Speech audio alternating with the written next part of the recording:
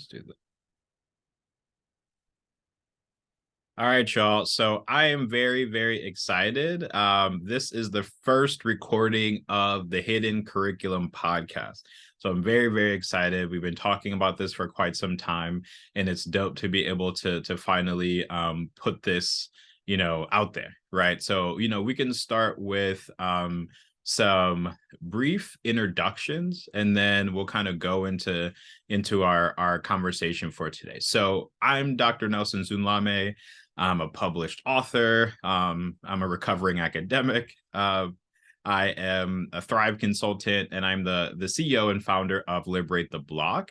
And so my mission really is, and LTB's mission really is, to empower students, especially BIPOC students, postdoc, and faculty, by creating ecosystems for them to thrive. Right, to put it really basically. So I'll go ahead and turn it over to, how about you, Lei? Hi, I'm Dr. Lei Wang. I am a licensed psychologist in the state of Pennsylvania. I'm also a faculty member at a university here in Pittsburgh. I'm also the COO of Liberate the Block and work on everyday operations with Dr. Z. One of the things that I'm very passionate about is helping international students and BIPOC students thrive in academia. And so I'm really excited that we get to share some of those experiences here, as well as in the future interviewing others who are doing this work as well. Natalie? Hello, salutations. My name is Natalie. I am a counseling psychology doctoral candidate. I am a hot girl scientist. I'm a researcher. I'm a yoga teacher, business owner, and I have a couple different roles at LTB. I'm the executive assistant, so I love hanging out with really family and mentors in many ways. It's a really special position.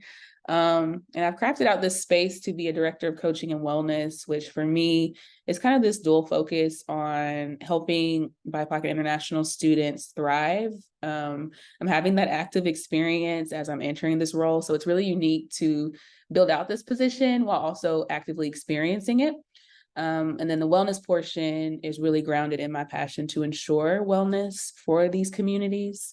I do all of that through a Black feminist lens because I think Black queer women are complete magic and have many, many solutions to a lot of the problems that we experience. And part of that wellness also means ensuring that LTB as a whole is being well at all points. So I'm always asking, how are we being well, and encouraging that. And I'm excited to be having this conversation. Dope. Thank you both so much. And so what we'll kind of try to do is each time we want to start with what I call like a vibe check. And that's really a space for us to be honest about like how we're coming into the space, right? And also for the viewers to kind of know, right? Are we having a bad day? Is this, whatever it is, just something that we want to do as a way to kind of start out. Sometimes we'll, maybe I like to listen to music, so maybe I'll be listening to some music, and maybe we'll be talking about some trends and different things like that. But, I'll go ahead and say, I feel actually fantastic. Like, I've had a really good day. I've had a lot of great meetings for LTB, feel really empowered and encouraged at the possibility of us having some of our products utilized by some universities here. And more importantly, I feel like I've just been able to preserve my energy this week in a way that has felt amazing, right? And so really being able to have my focus be on frustrations that happen, I keep that energy, right? I don't put that energy back out there. Just kind of letting stuff that have transpired over the week really just not affect me, and just being able to do that. So yeah, that's how I'm feeling today, and excited obviously to be here with y'all.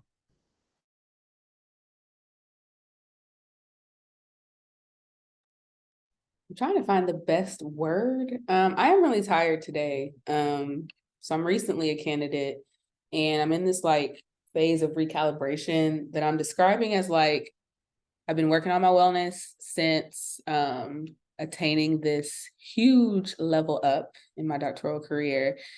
And it's a transition and it's hard. So I'm putting a lot into the universe around like rising to meet the opportunities that I've been granted and shifting in a lot of ways, which is really exhausting. So I'm at about 23%. Still excited. It's an excited 23% and very eager to get to this next level of wellness, whatever that looks like for me, and recalibration. Yeah, and I think that's also a really good reminder for myself as well. Like, even though, I've finished my program a while ago, and now that I'm a licensed psychologist, it doesn't mean that I've have all my life figured out yet. It's always like a process, constantly recalibrating and asking myself like check-ins and things like that to make sure that I'm actually in alignment. Um, I'm every moment that I can be mindful of. Obviously, I can't be mindful every single moment. That might take up too much of my energy to be so introspective all the time.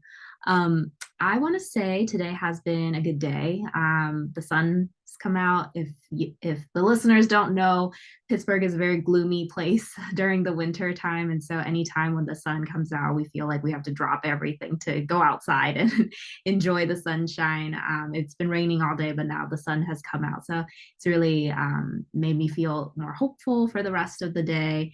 And I also want to say that I've been feeling this, just this feeling of abundance. Some of you all know that I started my private practice this year. And so just being able to go back in and see clients and work with them on, working towards their goals, and no matter what that looks like, and just being there with them, like that really energizes me. So just, happy to be here and continue our discussions of, for the rest of this hour. Dope. So the next thing that I want to for us to briefly talk about is probably something that we'll do every time as well, is trends, right? And so this is something that we typically talk about in our meetings. I don't know if we have in the last couple of weeks because we've just been busy doing other stuff, but I want to go on this topic of trends, trends in academia, and if possible, how it's related to our topic today, which is this idea of developing a graduate school thrive mindset, right? So the experiences of students and what that framework looks like, but any trends that you're seeing, right, currently, just as it pertains to academia, students of color, faculty of color, anything like that. And I'll let one of you go first. I totally actually already have something. So yeah, I would say it's like an academic and national trend. And I'm thinking about it because I was part of a conversation earlier today where we touched on this. But it was a queer flourishing conversation, and we were kind of just talking about what it means to flourish, which I also associate with thriving. It was an academic space, the conversation was too, so I think that's important. But yeah, we were just talking about what that looks like in this current society when you have so much anti-queer legislation happening, whether that be for sexuality or gender. And as someone who is queer and in the academy, my dog wants to play right now while we're talking. I see, all the emails coming through nonstop. Like every time I get on my email, there's another like, oh, you need to call and do this. And, and it's like, to some extent, I understand why we do that and we want to be supportive. And then it's just like, as a Black queer person, like, I'm just trying to graduate right now. I'm just trying to do what I need to do. And it's a lot to see that over and over again. And I'm just like, you know what? Like, even though I'm talking about it right now, I'm a little over talking about it in this way because something about it doesn't feel productive to me.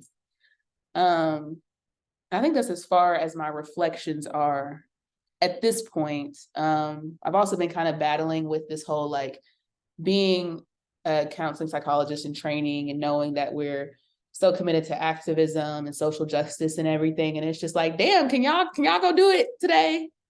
Like, because I do so much, and it's like, I don't want to be the person to call legislator today. I don't want to. I would rather go do yoga, or recently I've been hanging out in my shake shop a lot. And like, that's what I want to do. I want to go to the shake shop and get a shake and chill or play with my dog. So yeah, I think that's my thing right now as far as trends go. Do you want to go, Leia, or do you want me to go? I can go. Just coming out of a meeting from our whole School of Health Sciences at my university. And one of the things that was on the agenda for like, a good 15-20 minute discussion was around DEI work and how difficult it has been to recruit for students from diverse backgrounds, retain them, and the graduation rates and things like that. And so, much of the work that we do at LTB is needed. It's just a matter of getting our services into the hands of the folks who are asking for it, right? Like they're constantly trying to find solutions. And a lot of universities are facing budget cuts, and so one of the things that might that they recognize as a problem, which is the DEI related issues, but then when they have budget cuts, it's one of the first things that they cut out and ask current faculty members to take on more work. And so they're trying to form like 4 or 5 different committees within the School of Health Sciences related to DEI work. And I'm already sort of expecting that they might come and ask me if I want to be part of those committees, since I am one of the few faculty of color in my school. I'm sorry, you said 4 to 5 committees? That's a lot of committees. Listen, and for those of y'all listening and not viewing this, I'm shaking my head at, I mean, a lot of this, but definitely that last part, 4 to 5 committees. Yeah, I could go on a rant for days about how most committees, in my opinion, right, don't do that much. And I'm fine to go on the record to say that. And a lot of DEI related committees, in my experience, and I've been a part of many, don't do that much. So, but anyway, that's for another day. That's for another day. So, okay. I would say the trends that I've noticed are kind of related to both years, but I also have an additional one.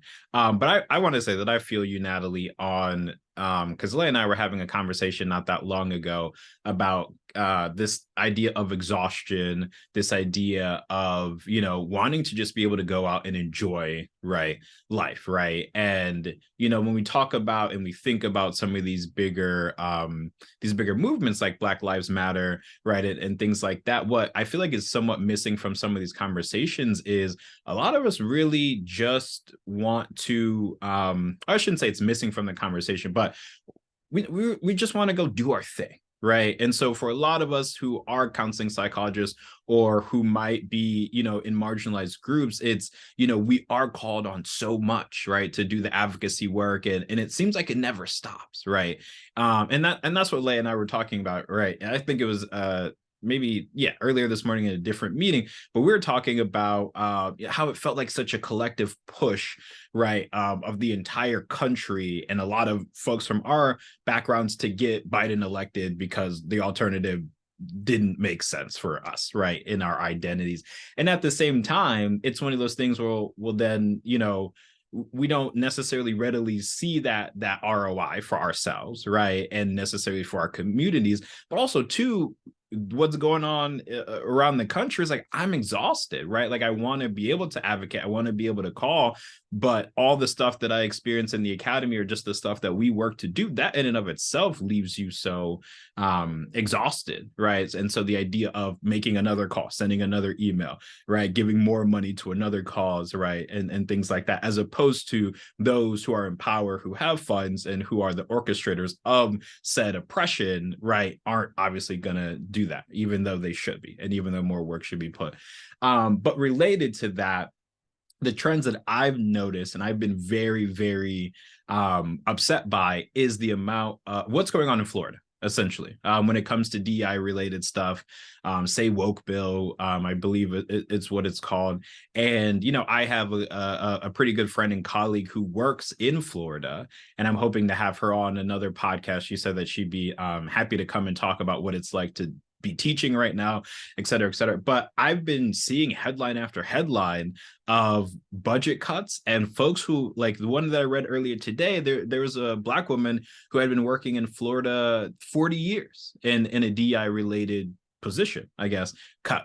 Right. I saw another one for a faculty member who did DEI related research position cut. Right. And so it's just the start. Right. And so then you have other states around the country that are emulating like what Florida is doing and waiting to see how that legislation plays out so they can copycat that, right? I think South Carolina might be one of those. I don't remember, maybe Kentucky as well. But and this is the last thing I'll say on this is, it's really disturbing, but the reasons why it's particularly pernicious or disturbing to me in this moment is because there is an exorbitant amount of money put into the recruitment of BIPOC folks, marginalized folks to get us to these universities. There's not as much money put to retain us, and there's certainly not enough money put to protect us from these things, right? And so in a certain way, and again, this might be a great topic, well, when we talk to my colleague about it, but in a lot of ways, because so much of what we do as scholars is public facing, we're on websites, our work is out there. You can find us on Google Scholar. We're easy to locate. There's like a target on our backs, and so for those right-wing groups, which, I know Natalie and I both know, well, I mean, as well, Lei, right? There's a colleague that we have who's specifically been targeted by groups such as that because of the work that they do related to this, right? And so my big question for universities are, what the hell are you doing to protect us after you spent all this time drafting diversity statements, after you spend all this time saying that you want us and you value our work, et cetera, et cetera? What I'm worried about, and honestly, I saw this a couple years ago. This is actually part of the reason why I left my faculty job. But I saw this I was still a grad student. I said, yo, this is a sinking ship. And with the grumblings of the Stay Woke bill, which was, again, years ago, we kind of forget about these things. This isn't new. They've been working on this for a while. I was like, they're going to start firing us. And it sucks to start to see that happening. So that's a trend that I've noticed that I'm very concerned about, because it exacerbates a lot of the issues that we're trying to combat. And also, right, for you, Natalie, as a psychologist in training, and, you might be a faculty member one day, what does that look like for your future job prospects? What does that look like for a lot of stuff? So yeah, that's my trend. And I talked for longer than I meant to, but that's my trend. No, that's real though. I've been talking about that some just with like friends who are also like on this path, and it's like, I think I'm in this place where it's like you do it and see what happens, but I'm also tracking the trends too, which I don't necessarily know that that's even something that's as discussed. Like, I know we make space for it at LTB, which I think is one of the special things, but it's like you're existing in your identities, watching these things happen that inform your future, and at the same time, making peace with the fact that you may actually enter this thing. And that's a lot to reckon with. Like, ooh. So, and I mean, it's a bandwidth thing. And I think what's really hard is that there's still like this whole thing about, oh, like if you don't take the academic route, then you didn't do it right, which we have ample like proof that doesn't really matter. Like, you can be very successful outside of academia. But I don't know, this system's just really good at doing what it does. And you have to be more on top of things and more mindful because of it, which also naturally means more work on your part. So. Right. And I feel like that's honestly actually a pretty good segue into our topic for today, for developing a graduate school thrive mindset. And so, a lot of what you're saying, Natalie, is related to this idea of, being a graduate student, right?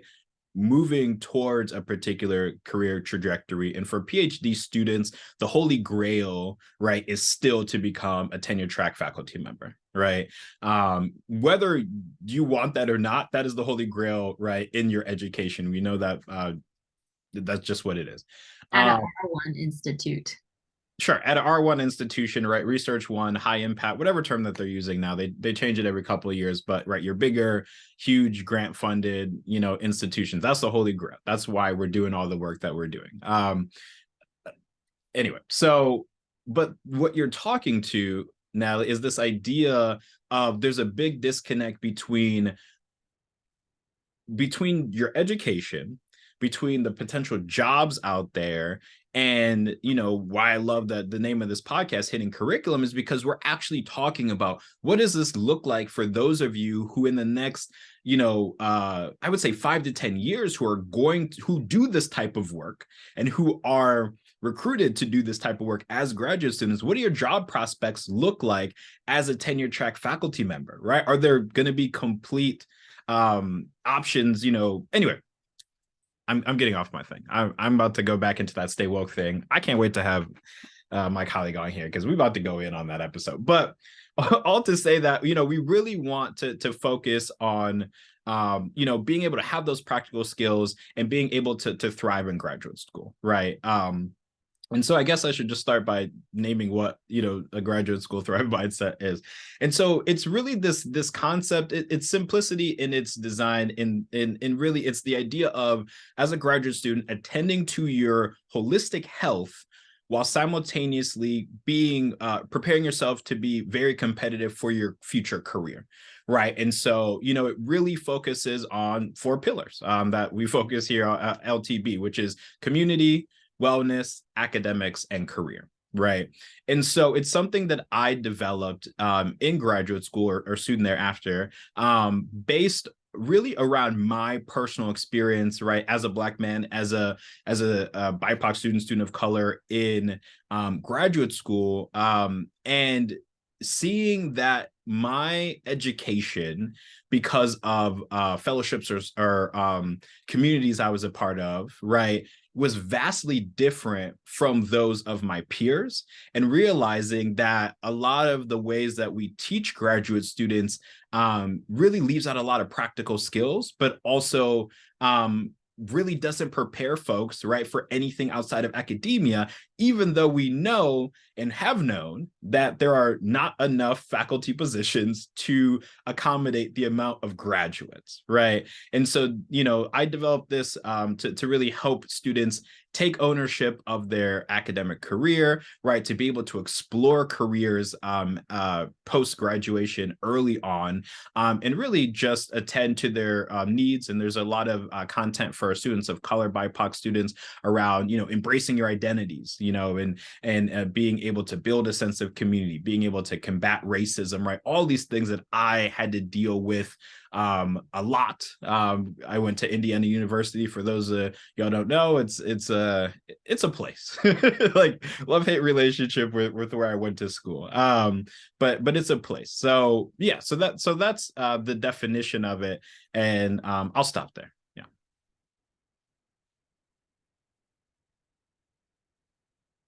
It's needed. We Right. need it. It's a lot of hidden curriculum out there Mhm. that doesn't really go discussed. And it's really painful to watch it occur. It's painful to watch it happen in rooms with people who already know it and opt not to share it. So that's one thing I'm really excited about this podcast for, because we can just like make it plain, like what's tea? And just put it out there. Yeah, and I think even if there are information out there, it's not centered around the needs of the BIPOC community or the international student community. It's really developed with white students in mind, and then everybody else should follow suit, right? Or we should automatically know how to adapt it to our own situations, which does not always come that easily. Especially earlier we were talking about, like, as a BIPOC person, you have to do more work, and that takes up a lot of energy and time. And so the fact that that's even more work just does not make sense at all. Right, right. And so what I'd like to ask you both is, as we're having this discussion around the hidden curriculum, around BIPOC students and or international students, what does that hidden curriculum look like, right? For those who are listening who might not know, or yeah, just what does that curriculum look like? And that could be for you, like, is your time as a student, if you want to talk about being a faculty member, feel free to, Lei, but what is that hidden curriculum, and how does it impact, right, your time in academia?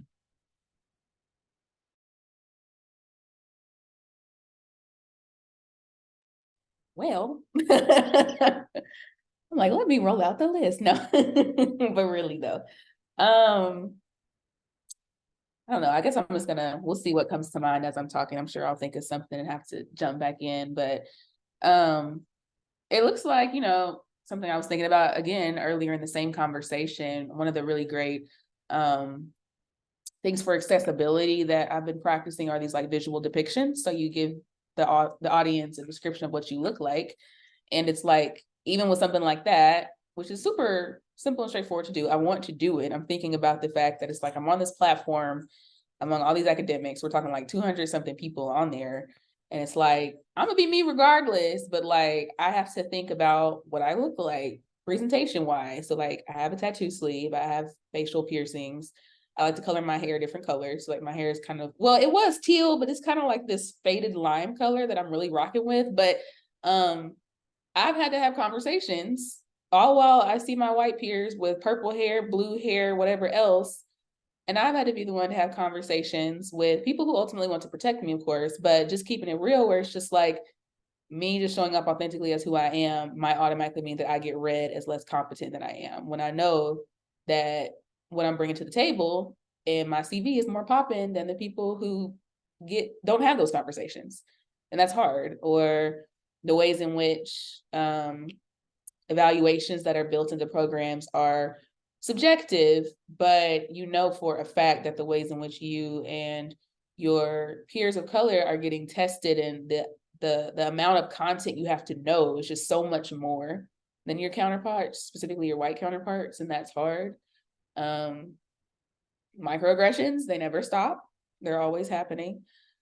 And then just the challenges of like having passion for what you do, but also knowing about the energetic pieces of it. So like something I was reflecting on up until now was how I'm in this really unique position where all of my clients are Black women or Black gender expansive people. And I freaking love it. Like, it's everything that I manifested for myself.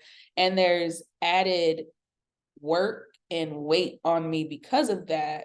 And it's like, I want to be one of those people who serves those communities. That's who I'm here for. And thank the universe, spirit, and everybody else that I'm currently at a location that understands that and offers me extra care, because that's built into the foundation of my current practicum site. I've also been in spaces where I've made it clear that those are my priority demographics, and those are the people I work with no extra support for me to do that work, if that makes sense. So just kind of being mindful and careful with even those things. And so I'm watching the L Word Generation Q right now, and there was a really great episode where, I don't want to give the show away, but someone who identifies as transgender was getting all the transgender clients at a facility, and it was like everybody was clueless about how that could be problematic, as if I don't have the capacity to also work with other populations. So I've also experienced that in spaces where it's just like, oh, here you go, you can have all the people of color. And it's just like, I can work with anybody, right? It's not just like I can only serve this one specific group of people. And saying that a lot can be exhausting. So those are just some things that come to mind for me. And like I said, I'm sure that there are more. Yeah, I think I relate a lot to this idea that when you're the only one with all of the identities that others might not have, like they just sort of assume that this is your expertise, and they assume that you're the go-to person for that, right? Like I'm just thinking about, I offer bilingual counseling, and for some reason all the Mandarin speaking clients are with me, when in fact like the clients can speak English pretty well too, and they could probably benefit from therapy in English.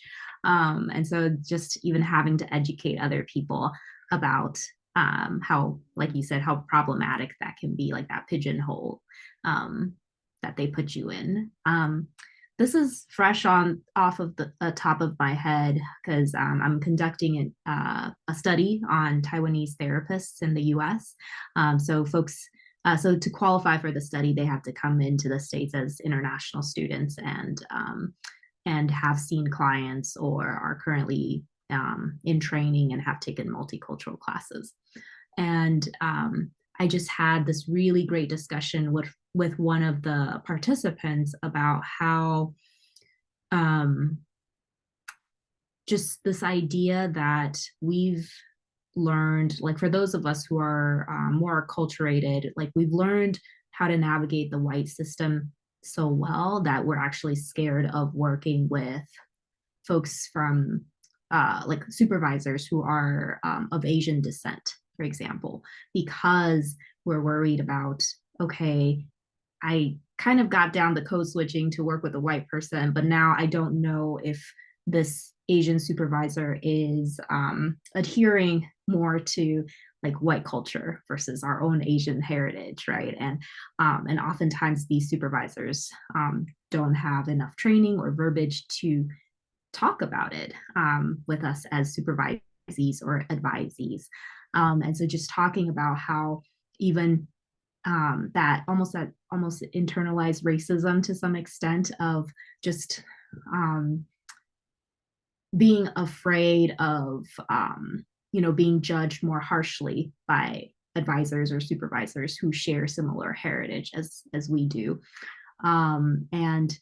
And then there's also this other side of it when we work with white supervisors. Oftentimes they just choose to shut down and chalk it up to, oh, we have cultural differences, oh, we have language barriers, and don't try to work with us on more communication and figuring out what's the best way to work together, right? Like it oftentimes just feels like, oh, this is an inherent thing, I can't fix it, why am I trying that hard? And it leaves the person with less power, usually the supervisee or advisee, in a situation where they're also just kind of like, well, I don't really know what to do about this, and this person also isn't helping me to advance in my career. That is so real, and something I just thought about, which I know we get into this later. Like, I think sometimes in the academic / graduate school world, we forget that in some of these disciplines, we're out in other spaces too. So like if you're training in mental health, like the likelihood that you're going to have a practicum at some point is really high, or you're going to go on internship at some point. And it's like, to some extent, sometimes it can feel like you have to do those battles on your own, and the program isn't necessarily always going to step in and help. Not to say that they won't, because I've experienced programs stepping in for me before, and I'm highly aware of many circumstances where they haven't. So it's like sometimes you're experiencing this on multiple fronts, all connected back to graduate school. So a lot of people think grad school is just grad school. Like, no, not at all. It's so much more than that. Right. And yeah, and as y'all were both talking, I was making a list of different things that, like you were saying, that reminded me of my own personal experience, but also a lot of experiences that I saw. A lot of, and most, I think, I mean, in my graduate school program, I was mostly, I would say, in community with other Black graduate students. So this is a lot of what I saw their experience being in addition to my own. But I would say one of the biggest ones, and for a quick plug, I talk about this extensively in my new upcoming book, Lift as You Climb, the book of Black academic encouragement. But a lot of academic bullying, right? So this idea of rigor, right? This idea of excellence, this idea of prestige, are oftentimes weaponized against BIPOC and international students as a way to put down their ideas, as a way to put down their culture, as a way to say, well, why are you studying this topic within, folks from your own background? Why don't you just study it in general, right? And by general, they mean in white populations, right? And so that's a big one that I've seen. Under mentorship, so I've seen a lot of white students get favors, get support without even asking, get, sometimes more financial support, right? And in it, how the system is set up, but also just with faculty, right? And so, I think a big issue too is faculty don't know how to work with, some faculty don't know how to work with BIPOC students. And kind of what Lei was saying is like, you kind of just get pushed to the side, right? Or it's kind of like, you all mentor each other, right? We're going to work with the white students because that's familiar. We get that, right? We see ourselves in them. Black or BIPOC international folks, you all go over here and mentor each other, right? And that's a lot of what I see. The other thing is this idea of like racism without recourse, right? And what I mean by that is there's a lot of, we use the term microaggression, and it's cool, it's in the literature. I honestly think at this point we need another term or more terms, because it's a misnomer as people understand it to not necessarily mean it's small, right? But this idea that there's casual racism in the academy, and it happens in front of you, whether that be from a student, whether that be from a faculty member, whether that be from a staff or an administrator. And most of the time it goes unacknowledged, but even when it does, right, there's this like, okay, I'm sorry. And then and then they want to move on, right? As if that wasn't, in some of my experiences, like super problematic, and not like anything that I would consider a microaggression, like really, really racist or really, really stereotypical stuff that completely catches you off guard. And honestly, in my own experiences, throws me off, right? For the day, for the month, and you have no recourse in that. There's nothing you can really do about it, right? The system will tell you, well, you should go talk to that person or go talk to your advisor about it. You have a meeting and nothing comes of it, right? Even programs or universities that have what they often term as like bias incident reports, you report it, maybe someone reads it, but like there's generally no follow-up, right? And so that's pretty shitty. And then, as I was kind of alluding to earlier, you really have to work to find your own support, right? And so oftentimes, I've heard of white faculty, they do a lot, again, to recruit students, but then when you try to do your research, right, on populations that they're unfamiliar with, they almost like shut down. I'm like, well, I don't know how to do that work. You go find somebody else who will help you, right? As if they can't use their own knowledge to help you in that regard. They're almost like, man, that's not my problem. Go figure that out.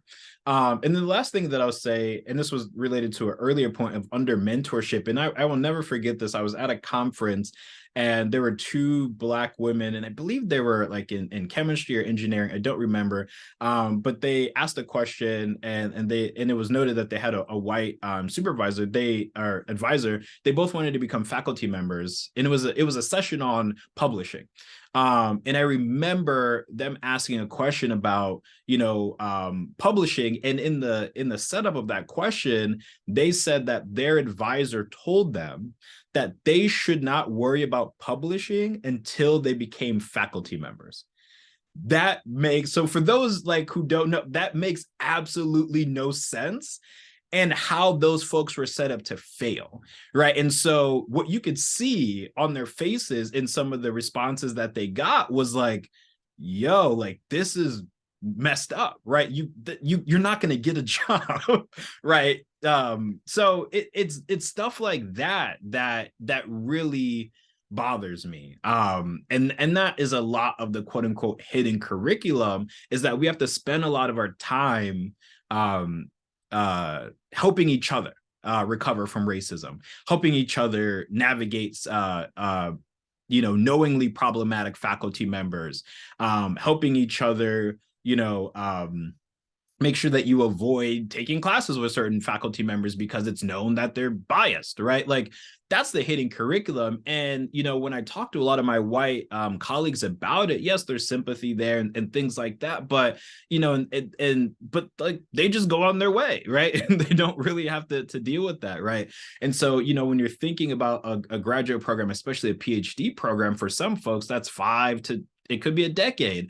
What does that do to you? It wears you down. It tears you apart. And because there's really no outlets, in most spaces to do that, you just have to hold all that in. And that becomes the mental health crisis that we're seeing on campus. That becomes, just a lot of stuff, right? And so, I'll close that by just saying, I hope that this podcast can be a refuge, can be a healing place, can be a community and open dialogue for folks who might not have that in their graduate programs, in their academic spaces, to be able to vibe out with us, right? And to be able to build, this community on the Hidden Curriculum podcast. But to me, that's how I see the hidden curriculum in a lot of ways.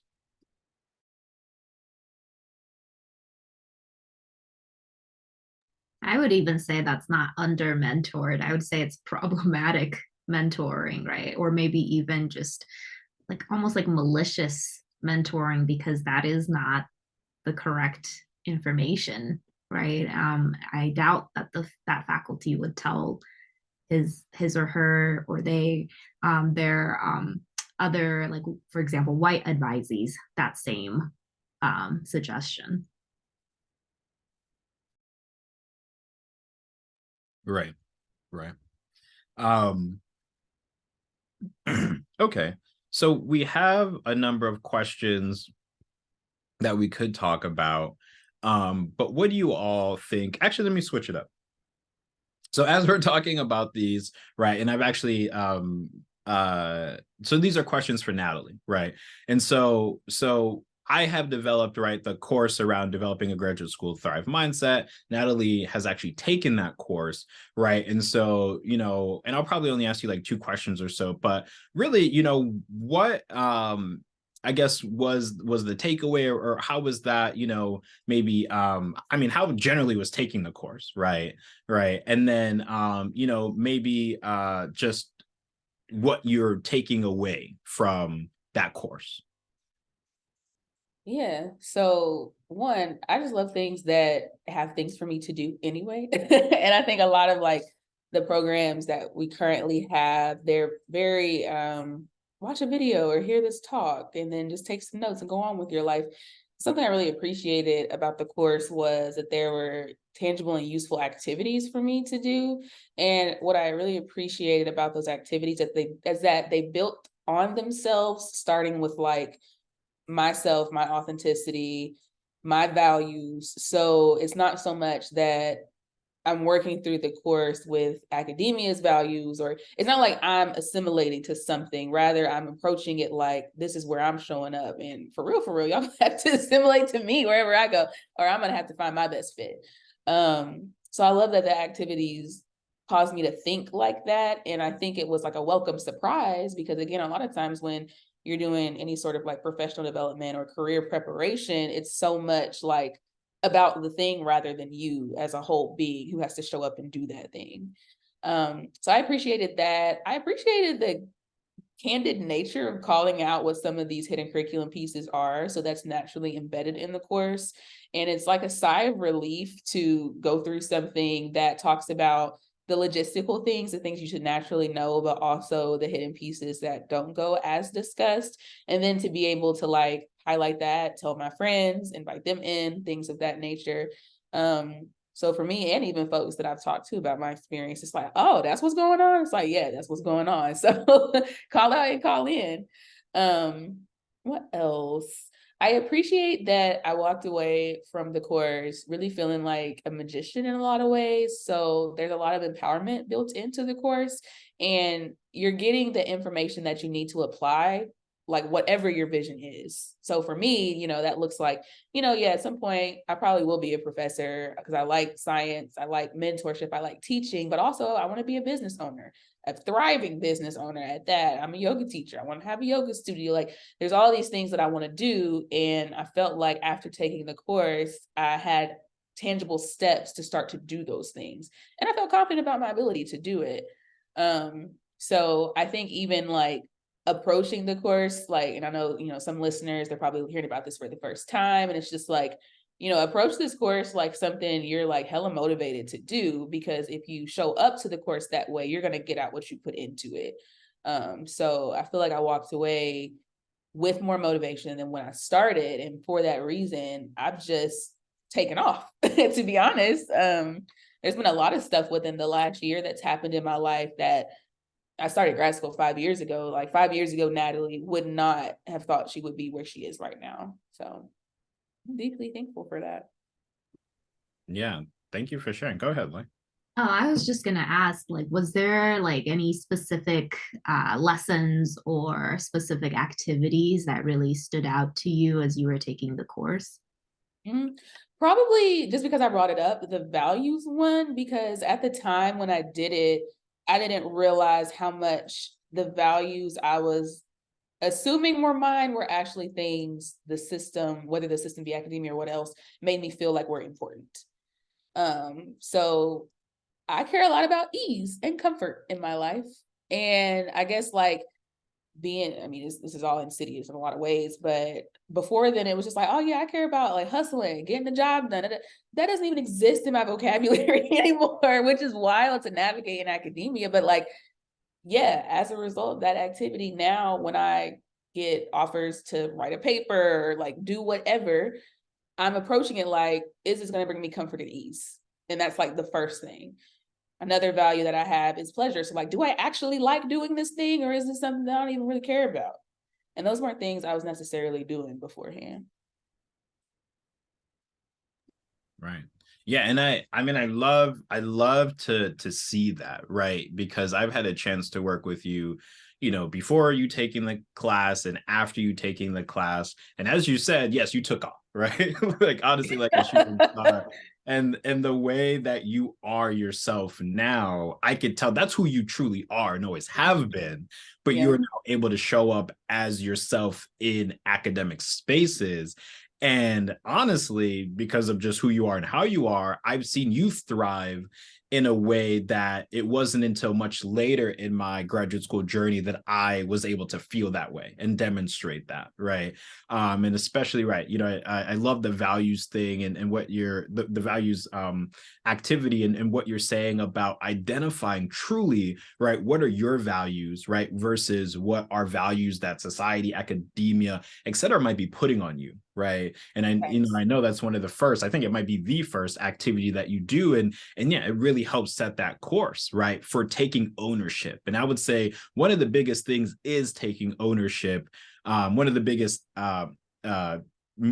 reasons and outcomes of the course is taking ownership of your education. And you certainly have done that. Right. And I know based on a lot of our other conversations, you certainly have a lot planned, and not just in the academic space, but, you know, seeing you take off a lot with your business, right? The motivation, the passion. And I feel like it's permission, but I feel like it's more self-permission, right? Like I didn't give you permission. The course didn't give you permission, but I think it was more of a, oh, this is what I want to do. And I'm going to do it, even though academia would tell me, why would you waste your time doing anything other than write papers, get faculty job, right? So it's great to see you thrive and flourish in that way. And I hope that other students who are listening, you know, will be able to find a similar value in the course. And for, you know, faculty or other folks who might be listening, you know, to learn more about, right, BIPOC students' experiences and how to better educate them by interacting with such a curriculum that is centered around them and not around making them fit into academia, which I feel like most of the things that I see for quote unquote for people like us, right, is right, how to assimilate, how to turn off your identities and fit into the classroom, how to have almost like a double life, right? Like stuff that it just felt really suffocating for me. So happy to hear that you had a positive experience there. Yeah. And I also just want to say to the listeners that if you're not jealous of Natalie for being able to start that process sooner, I certainly am, because I feel like I'm still trying to figure out how to show up to work, how to be more of myself, because of the space that I'm in, right? And so I just want to say that, like, just hearing you say that, like, is very encouraging to me, even though I'm already in my career as a faculty member. Oh, thanks, y'all. And you know what's wild? Like, just with like my mentees and what I've learned from the course, but also just thinking about like the space for coaching through LTB, because of course there are all these beautiful accents you can have on your course experience at listeners. So it's a lot of gems over here. But it's like, I know students now in their first year who are doing that. And I'm sitting here like, y'all are gonna take off something serious if that's how you're coming in the door. So, but I mean, I think that's how it's supposed to be. Like, I'm glad that there's inspiration there, and things are supposed to get easier as we go through iterations. Like, a lot of times I think in like the generations of mentorship and community and academia, like sometimes the older generations allow a spirit of jealousy to become like not helping or like all these other things, when it's like we can also be inspired by those coming up and those ahead of us, and we can all like eat. Everybody eats. So, like, oh my gosh, I'm telling y'all, students coming up, I'm like, they do not care. Like, that is great. Teach me your ways.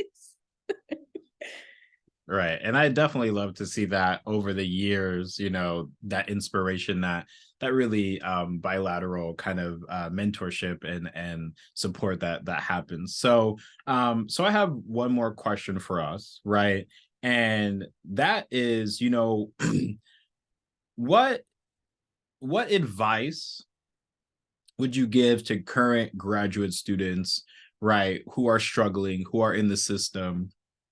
And struggling might be academic, it might be in finding support, right? It might be mental health, concerns. But what advice would you give them to help them thrive in their in sorry to help them thrive in the academy?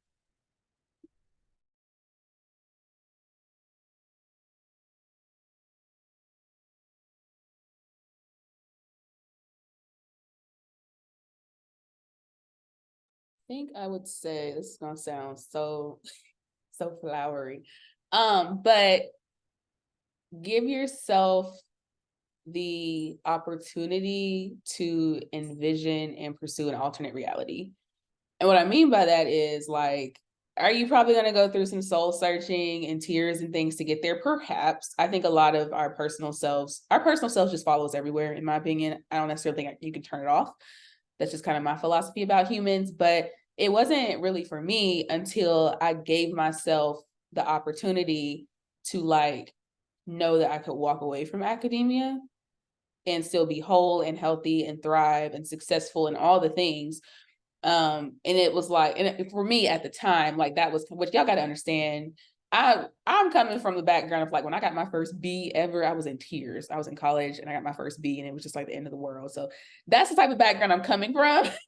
So at the time when I was making these shifts, taking the course for the first time, it was a big deal to imagine even just like quitting a program and completely doing something else. Or kind of like I mentioned earlier in this episode, like becoming okay with the fact that I might enter academia as faculty and decide to leave too. I don't know, maybe I will. But something about entertaining those questions helped me shift my mindset and open myself up to possibilities that I think made my experience of the course and everything after much better. So it's a little soul searchy, but I think it helps. Yeah, I like the piece around just being honest with yourself, right? And trying to figure out like what you want versus what society or other people are trying to put on you. Sometimes that's really hard to differentiate because we do internalize a lot of that. But I think at the end of the day, because this is such a long journey, it's really important that we figure out like what is motivating us to be in it, right? Is it worth being in it? And I think this other piece that we were talking about is like this community aspect. If I don't think I would have been able to go through my whole program without having found people who were supportive, and also helped me throughout the process when I felt like I was very under mentored. And so just being able to lean on others, and being able to ask for help. I think that's a really big one, because I think oftentimes we feel like once we make it into grad school, we have to figure out everything on our own, right? And so asking for help is really difficult sometimes. And sometimes we also don't know what we don't know. So making it even harder to figure out what is missing. So I want to say that, even just having a good group of folks around you would be very beneficial to thriving in grad school. Yeah, and those are all super great, and you actually took some of mine that I was going to say, so I'm gonna switch it up. The first thing that I'll say is, and I really wish that I had known slash internalized a lot more of this one in particular early on in my graduate school career, but know your values and know your worth, right? Right. So we talk on this episode already about defining your values, but really taking that time to know what you truly want in life and mapping your graduate education accordingly, right? And so maybe we'll talk about this in another episode, but most universities, they're like mini cities or mini countries, depending on, their endowment and things like that. There are so many resources on that campus, right? And for you to be able to go there, take whatever values you have, even if it's not in your program, right? You can go and find and explore, right, who you truly are. And if you're not getting that in your, if you're not getting that respect, if you're not getting that community in your program, in your department, right, knowing yourself enough to go out and search, right, for that on campus or in the community. The other thing that I'll say is really starting with the end in mind and having a very honest conversation with yourself as well as those trusted ones in your community about the lifestyle that you want to live, right? Not the job you want to have necessarily, like the job title, but how do you actually see yourself spending your time, right? Because I know a lot of academics, because the situation or the system is set up this way, who are stuck in the academic system. There are faculty members that I know who don't want to be faculty members, but because they weren't able to learn other skills or other systems, they feel trapped, right? They got the tenure and then it's like, well, now what? I got to publish for the rest of my life. What am I doing, right? And so I really want folks to think about what we talked about at the top of the hour, this idea of the holy grail. Is that your holy grail? Is that what you want for yourself? Or is that what everyone told you is going to make you feel fulfilled? Right. And I can tell you, as someone who got the job and left the job, right, and there are many reasons for that, but I can tell you that the job didn't, it wasn't as shiny as was promised to me. Right. And so I'll put it that way. And then my favorite and my last is create your own lane and stay in it. Right. And so really, right, when you set your values, when you know your worth, when you start with the end in mind, do your own thing and stick with it. You will get pushback. Your faculty aren't going to understand it if it's not the faculty route, right? A lot of folks are going to be like, well, why are you learning about business, right? I thought you want to be a faculty member. Well, why aren't you publishing more? Why are you going to all these conferences that are not the norm, the conferences that we go to typically, right? Why are you spending all this other time, et cetera, et cetera, et cetera, right? Create your own lane and stay in it, because what Natalie is able to do now, and I was able to do a little bit at the end of my career, was take the time to learn about business, was take the time to learn about personal finance, was to be able to leave the academy with a lot more money than I came in with, because I learned how to navigate the system, but also because I created my own lane. And when my fellow students were like, well, why aren't you taking that class with us this semester? Probably because I got a tip from someone to tell me not to do that, right? Who was looking out for me. Probably because I knew that if I sacrificed, people's perceptions of me now that I was going to thrive. And that's exactly what I was able to do. So create your own lane and stay in it, and find those who are going to support you in that journey, who aren't going to try to pull you away back into the idea of whatever the academy says is what you should do, and anything outside of that is bad, right? And it breaks my heart, because I see so many students who will talk about all the ways that they're oppressed on Monday.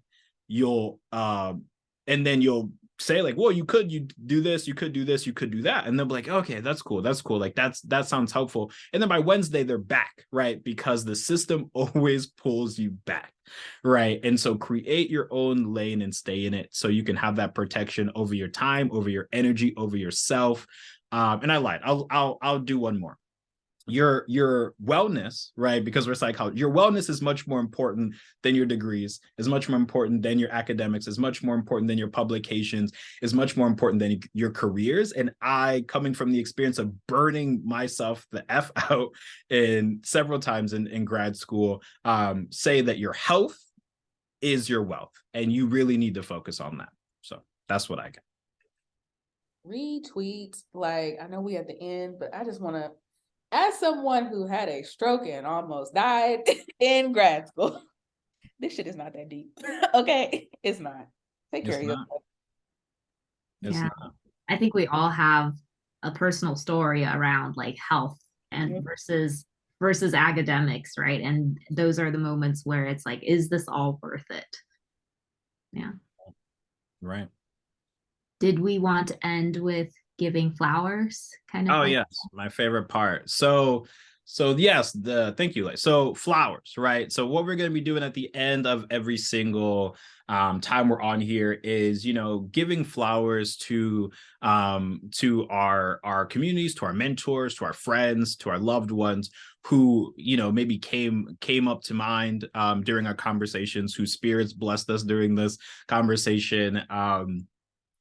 And anyone who just inspires us that came to mind really throughout our conversation, as a way to honor them, what they've poured into us, and just to give them that respect, right? And for those who don't know, the impetus of this, right, is a lot in Black communities, right? We talk about this idea of giving folks their flowers, and in Black communities, especially in the US, we talk a lot about wanting to give folks their flowers before they pass away, right? Because too often times in our communities, especially our icons and things like that, they don't get recognized enough until after they have passed on. And so we really want to be able to give folks that recognition, right? Now. And it's okay, if folks have passed on, but really to focus on giving folks their due, right? Because we are not here just because of ourselves. We are here because of the folks that came before us. We are here because of the folks that came after us who inspired us, right? And we're here for you, the listeners, because we really want to pour into you and hope to get that, that love back, and to encourage us to keep going to build out this community. So with that setup, right, I don't have one that comes to mind specifically now. Does someone else want to go before me? I can go. As I was talking about, going through the program of like grad school, I would like to thank Dr. Lei Wang. He has supported me from the first day that I moved to Bloomington. He was the only person that showed up to help me move into my new place. And then throughout the entire program, like, he's constantly been pouring into me. Even now as a professional, he's still pouring into me, still on projects with me and helping me figure out next steps for career and things like that. So I just wanted to make sure to give him a shout out, because I know that he's done a lot for me. I shall go. So I'm going to shout out my all Black committee. Dr. Candace Hargons, that's my academic mama. Dr. Danielle Stevens-Watkins, that's my academic auntie. Dr. Kenneth Tyler, that's my academic uncle. And Dr. Lauren Whitehurst, who doesn't have her family assignment yet, but I feel like we cousins right now. I'll let y'all know. And then honorable mention to my dear friend, Dr. Shamika Thorpe.